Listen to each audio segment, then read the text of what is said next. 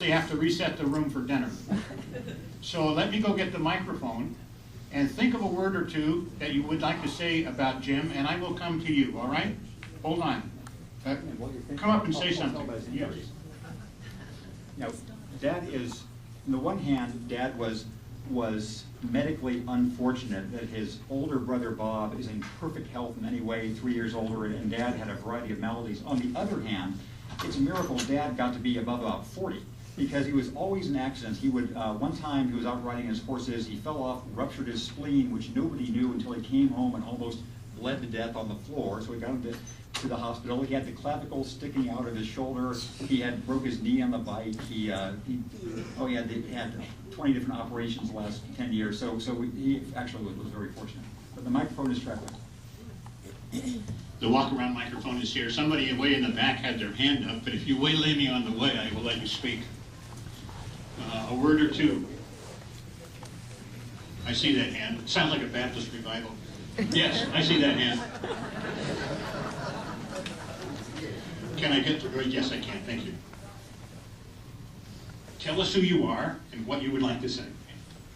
My name is Brad Billings, Rim of the World Riders.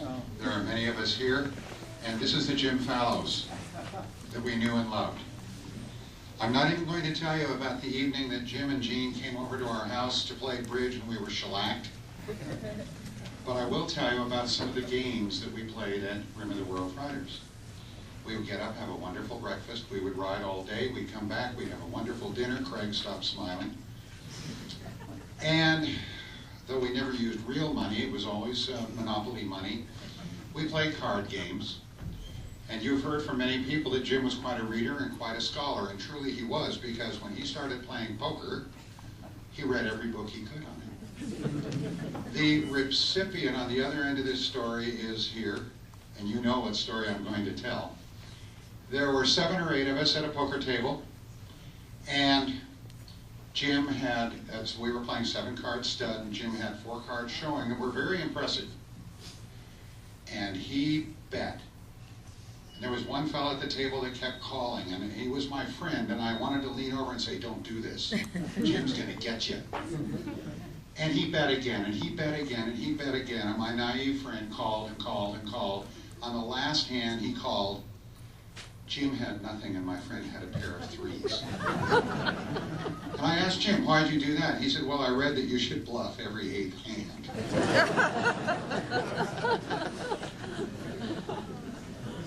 Yes, yes. Tell us who you are. I'm Robert Klein. I'm the colleague of Jim's at Beaver Clinic, and every time I would see Jim came to me the last year of his life, and he would say things to me. He always ended his conversation, "You're a good man, Bob." And I just want to say, Jim, you're a good man. Yay.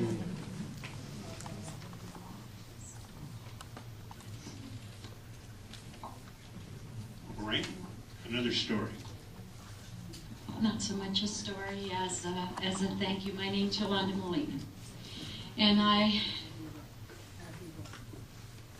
wish I had more time to say all the wonderful things that this magnificent man did for my family, my entire family, my immediate family, my children. Because of him, because of Jean, my family is what they are today. And their accomplishments are because of Jim and Jean. And Helen, I adore you and love you for everything that you've been to my boy. And the story about that is, Jim, did you lock the front door? Yes, Mother, it's locked. I could tell a million stories, but the most important thing is that, as this pastor was talking about, the word, and in Corinthians they talk about love. Jim's name should have been in there. His name should have been in that book because of the fact that he was love and he gave it so freely. And I'm blessed beyond words with him being in my life and his children being so special. I can't say anything else because I'm getting foggy in my head. But I love you guys. I love you. Helen, Uncle Bob and Aunt Alice, kids, you're lucky people. Not lucky, you're blessed. And so are we. I see a hand down in the middle.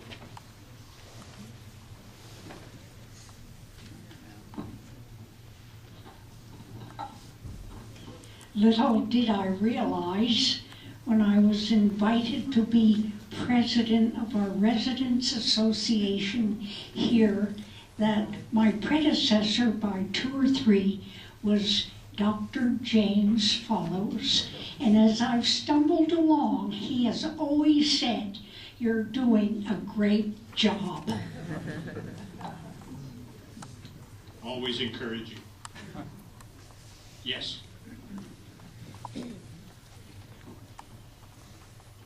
I'm Carol Weston. My husband practiced with Jim for many years, and we had a good fortune in our family that we had a second child and a son. And Jim came to see me in the hospital. He said he knew we had picked William for his first name, and he said, "Okay, here's what you call it: William Oliver Weston." Then his initials would be W-O-W.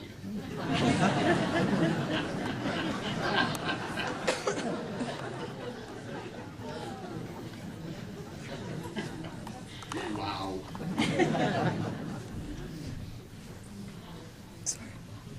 My name's Janie Moore, and I just have a personal favor. Susie, you're out there.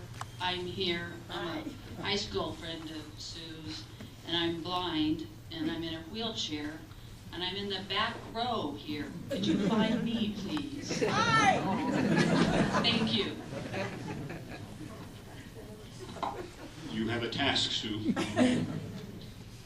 All right, one more, and then we will kind of move on. All right? Yes. I'm Julie Scher, and I'm here with my husband, John, and we are one of the 3,000-some home calls that Jim made when we were getting ready to take a trip on an airplane the next day, and my husband came down with a very serious flu, and Jim came out during his lunch hour, and we made our plane the next day because of him.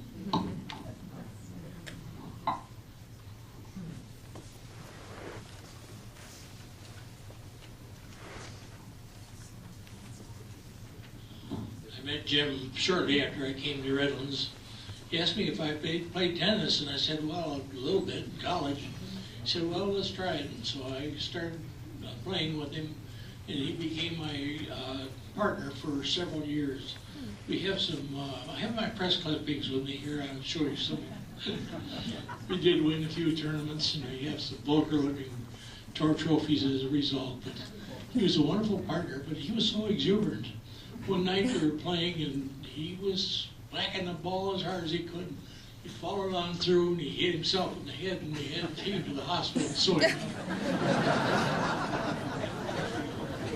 Mike Talbot. Mike Talbot, okay.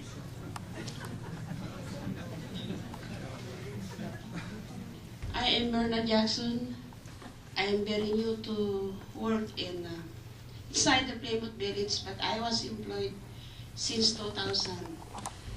Jim Fellows, I don't know him, but one day I was loaded with my hands because I came from the market, and he really inspired me when he said, "Do you want a ride?" Oh, I said to David, "Who is that guy?" "That is Dr. James Fellows. He's very famous in the town." And all his children said is really true because he does not know me. And he just saw me in the street, and he said, "Do you want a ride?" That's very good and very inspiring. Thank you. Well, yes, Helen's sister. I'll just take a moment if I can make it through. My husband Jim and I met Jim a little over 4 years ago. I came here to Plymouth Village soon after Helen, or with Helen actually, and had dinner with Jim and Jean, and I thought, what a lovely couple they are.